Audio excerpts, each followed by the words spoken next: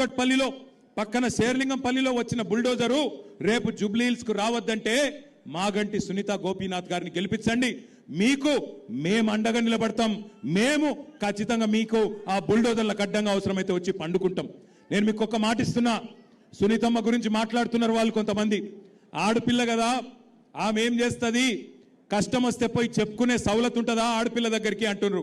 సునీతమ్మ ఒక్కటి కాదు, ఆమె కండగా నేనున్నా, ఆమె కండగా విష్ణువర్ధన్ రెడ్డి ఉన్నాడు, ఆమె కండగా పెద్ద మనిషి కేసీఆర్ ఉన్నాడు, పక్కనే తెలంగాణ భవన్ ఉన్నది.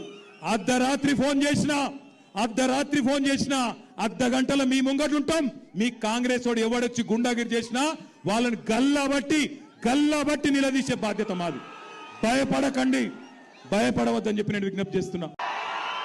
పెద్ద హిట్లరస్ వంటోళ్ళే పీకిన్రు, పెద్ద హిట్లరస్ వంటి నీ ఎంతలే పీకిన్రు, నువ్వెంత నీ బతుకెంత రేవంత్ రెడ్డి అని అడుగుతున్నాం ఇవాళ.